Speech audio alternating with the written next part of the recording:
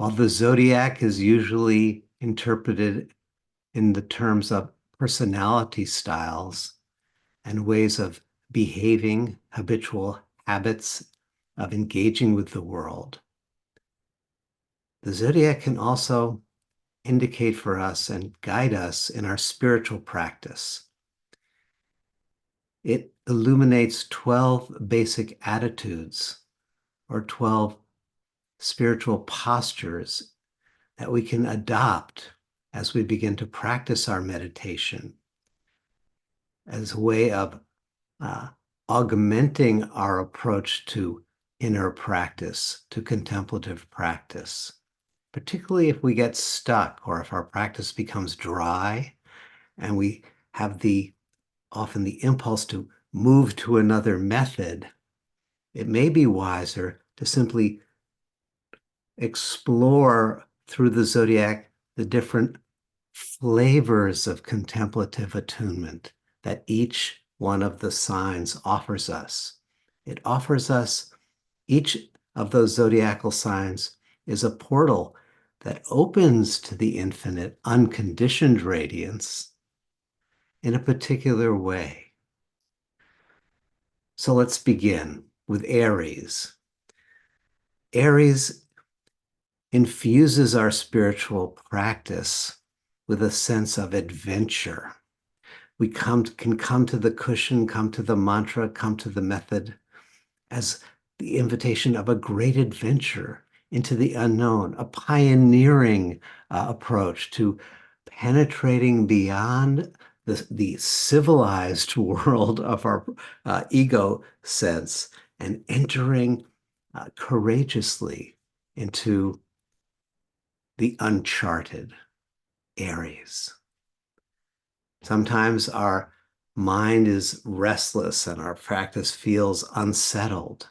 And then we may need to attune to the quality of practice that's home of Taurus. It's a way of practicing that allows us not so much to go into the unknown, but to rather settle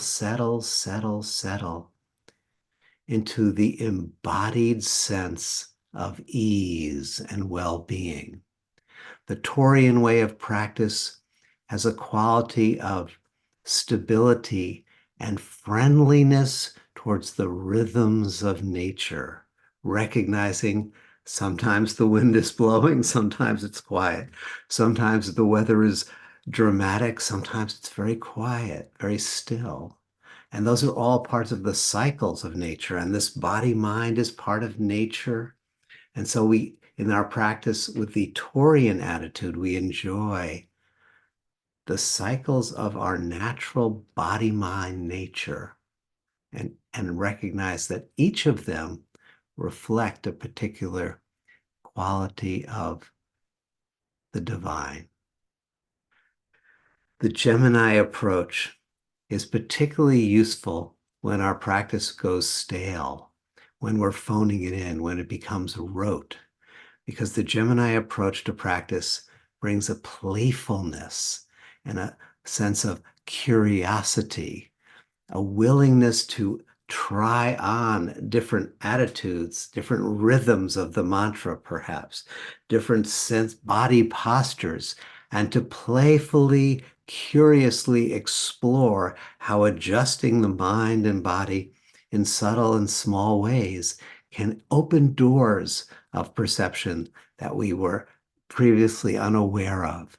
The playful quality of Gemini can bring a lightness to the practice, which gets sometimes too heavy and serious. Cancer. The Cancer zodiacal way of practicing is a way of inviting the spirit of life, the radiance, the divine, the holy, into the inner hidden domains of the psyche, into the inner wounds of the soul. It's a way of opening emotionally at the deepest levels and feeling the comfort of the radiance, embracing our hidden places. Now, the Leo way is quite different. The Leo way of meditating and practicing is to feel the radiance streaming into your being and recognizing I am that radiance. It's feeling the joy and the innate ecstasy of existence itself manifesting in this unique personal form called whatever your name is or whatever you call yourself. It's feeling the joy of existence in the simplicity of your uniqueness. Ta-da, here I am, the Leo way of practicing. Now, the Virgo way of practicing is a way of bringing refinement to our meditation practice. Not the playfulness of the Gemini, but more the precision and the perfecting of the practice by making subtle postural adjustments, subtle breath adjustments, subtle inner attunement adjustments, dialing in the practice in small and significant ways, refining and refining, and becoming a deep student of how small, subtle adjustments can ramify significantly through your consciousness, the Virgo approach. The Libran approach to meditation is to recognize that every meditation practice, your life itself, is an ongoing relationship with the holy, that you are becoming more and more open, more and more undefended to that holy presence, which always appears just beyond the horizon of your individual awareness. And Libra opens us up to the relational, nuptial mysticism, the mysticism of self and other, discovering the truth breath by breath, opening to the beloved. Now, the Scorpionic approach to meditation is quite fierce. It's the meditative practice to die before you die. It's the willingness to penetrate into and look at and feel that which has not just been wounded, but which has been covered over. It's the hidden taboo dimensions of practice that release us from self-restriction and open us to the deep fundamental energies of existence so that the ego self dies and we discover a fierce, ever-present reality that is undying. The Sagittarian approach to meditation is the approach of joyful expansion, of opening to the cosmic mind and feeling, knowing, receiving the insights from that cosmic mind, the truths that are eternal, the principles of justice, of beauty, of truth, of goodness that are the formation force fields that give rise to everything in this existence. The Sagittarian mind is the mind of open wonder in the presence of the divine order. The Capricornian approach to meditation is a great antidote to our contemporary need for instantaneous results.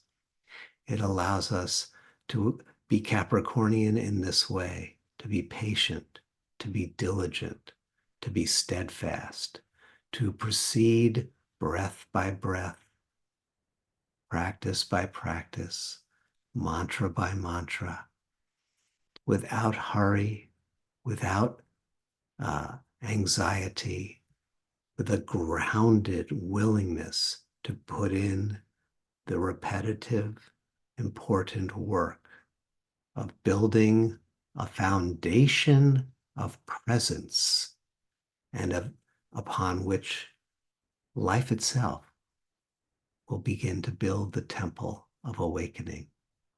Now, the Aquarian approach is this the Aquarian approach to our practice is the willingness to break rules, to recognize that we've inherited ideas and ideals about what it means to be a meditator, what it means to be awake, and that those are just points of view that can be challenged, that can be overturned. It's willingness to have an inner revolution where we break free even from the wonderful traditions that have stood the test of thousands of years of time. Now is your moment to awaken to something fresh. The Aquarian approach is the willingness to be shattered and surprised by the unexpected, to feel the aha, eureka consciousness like a lightning bolt that illuminates something we could not have predicted. And the Piscean approach to meditation is the approach of diving off the cliff of identity into the deep ocean and being willing to dissolve into that vast sea, to allow the quality of not knowing to be our guide, to let the winds of the mystery carry us, we know not where, to have the faith in the fundamental goodness of existence, and to relax our grip on even trying to awaken in order to discover that which is already awake within us. Each of these 12 styles of spiritual practice have something beautiful to offer us, and some of them are helpful to cultivate, to bring in. If we've been too serious, maybe we need to be more playful. If we've been too rigid, maybe we need to be more revolutionary. If we've been too intellectual, maybe we need to be more heartfelt.